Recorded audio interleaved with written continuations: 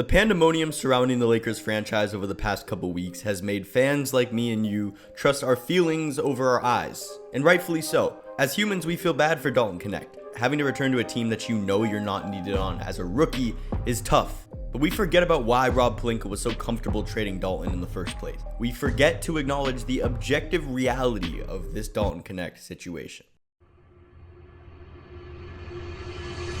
Here's a chart that shows Dalton Knecht's points per game and minutes per game each month. As you could see, he's plummeted in both categories at an unprecedented manner. In November, Dalton had that 37-point game. He earned a starting spot and was putting the league on notice. And then after defenses adjusted to him, he hit a horrendous rookie wall, and he's never really recovered. And this is what this chart looks like if you add his 3-point percentage per month. Going from 46% to 15% in the span of a month is insane. Dalton Knecht doesn't fit in this rotation, but ever since he came back to the Lakers, JJ Redick has simply forced him into it because he's unable to accept that Dalton isn't going to produce at the level he once did offensively. And the underlying problem here is that when Dalton isn't producing offensively, he's a negative for the Lakers due to his inability to play any defense. When Curry gets the ball and he enters the screen and roll with Quinton Post, Dalton should be in the helpline right here.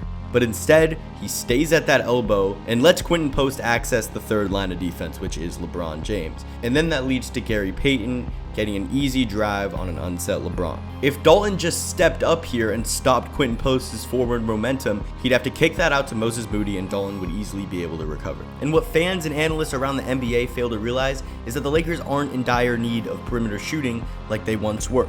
Take a look at this chart of Lakers three-point shooters. LeBron over the past month is shooting 41%, Gabe Vincent is shooting 40% over the past month, Ruri's at 42% for the season, DFS at 41%, and obviously Austin's a knockdown three-point shooter. Why would the Lakers give minutes to a three-point specialist who isn't even a top 5 shooter on the roster while being one of the worst defenders on the roster? It makes no sense. And look, I really don't want it to feel like I'm hating on Dalton. I know it probably has. But the thing is, if Dalton did go to Charlotte, I could see him starting and averaging 17, 18 points per game for the rest of the season. Because the thing with young, streaky shooters, it's all about rhythm. And you can't really get into a rhythm when you're coming off the bench for a competitive team and getting 13 minutes a night. I'm not saying Dalton isn't one of the most talented three-point shooters in the league. I'm saying he's not currently in a situation where he can access his talent and fulfill his potential. Dalton gets better looks than most spot-up shooters in the league because he's playing on a team with Luka, LeBron, and Austin Reeves who draw defenses away from him at a very high rate, but he just hasn't been able to hit. The Lakers aren't desperate enough when it comes to three-point production to the point where we need to throw a streaky shooter on the court for the off chance that he finds a rhythm. Speaking of not being desperate, not only are the Lakers not desperate from the three-point line, but they're not desperate from a rotational standpoint either. Let's take a look at the Lakers depth chart so you can see where I'm really coming from. Currently, the Lakers run this 10-man rotation, and if we're being honest,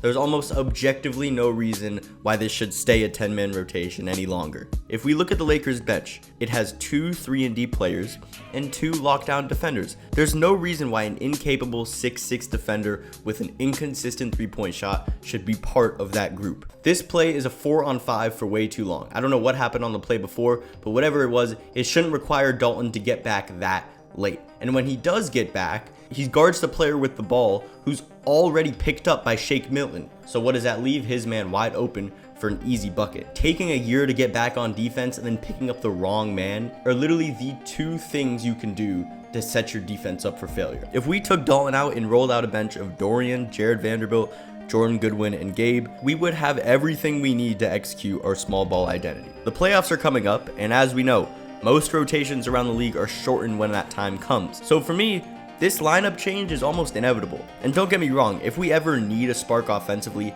I don't mind throwing in Dalton to see if he could catch a rhythm. But that's only a good idea for low risk, high reward situations, like if we were down 15 with 4 minutes to go in the fourth. Then throw in Dalton, see if he can catch a rhythm. But to try to rely on him as a valuable three-point shooter when he's not needed is pointless. JJ Redick wants Dalton Knecht to fire at the end of the quarter.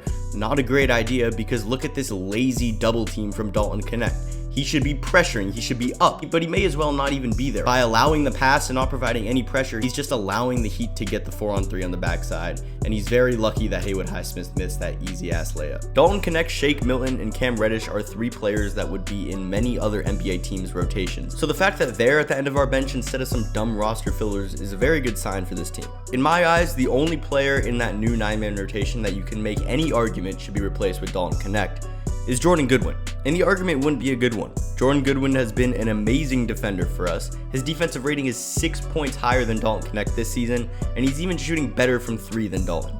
Yes, of course, it's a way smaller sample size, but the point is, the Lakers need a capable lateral defender who's a decent 3-point shooter more than we need an incapable defender with a streaky 3-point shot. It's just the facts. Defenses hunt Dalton Knecht. Watch here as Shaedon Sharpe just blows by him, draws the help defender, and gets an easy pass off to Donovan Clingan. Having that much of a defensive liability out there on the court cannot happen in the playoffs. So while I do think Dalton has potential for the future and will have many moments in his Lakers career if he doesn't get traded again, in a time where we're competing and we have reliable 3-point shooting on the roster already, he's not needed in this rotation, and it's not worth it to throw him out there and have an automatic liability on the defensive end. On this play, Robert Williams is setting a pin down for Anthony Simons to go get a lob. And on the perimeter, Dalton doesn't trust his defensive capabilities enough to be guarding Delonto Banton tight. He's leaving 3 feet of space because he's scared of him blowing by. And what does that allow? It allows Banton to access the triple threat and get off whatever pass he wanted. If Dorian Finney-Smith or Jared Vanderbilt was guarding him here, there would be pressure and he wouldn't be able to get that pass off. Consistency matters most in the playoffs, and that's why players shut out their rotations a little bit. So yes, if he did go to Charlotte, he would be a bucket, and I could see him having months or weeks where he's just in a unconscious rhythm, because that's what freedom does to you. There was times in high school basketball when I was playing stiff, a coach told me to be free, and it just felt like a weight off my shoulders. Obviously, I'm not trying to compare my D5 high school experience to an NBA player, but I'm just saying the weight of pressure on your shoulders can be pretty damn heavy at times, especially for a rookie who's not even supposed to be here. We forget Dalton Knecht's story sometimes. But the NBA is a business, and with that said, Dalton's going to be shut out in the playoffs, and I wish him the best going forward, but he's currently not fit for this Lakers lineup. He's got to come back in the summer, improve his defense, because that's what's going to allow him to be on the court and eventually give him the freedom to actually find a rhythm. To be a bad defender in the NBA and stay on the court, you have to be really damn good, and Dalton just isn't good enough now to reach that threshold. Watch this play. 1 second left in the quarter. He lets Amir Coffey front him and get positioned for an easy layup. The little defensive things like that are going to keep him off the court. So I know at the beginning of the year we were saying Dalton's the steal of the draft. Now it doesn't seem like that anymore, but I really do think if he was in a different situation, he could have ended up getting Rookie of the Year. Like if he went to Washington, there's no doubt in my mind he'd be averaging at least 17, 18 points per game. So with that said, thanks for watching, and make sure to subscribe if you haven't already.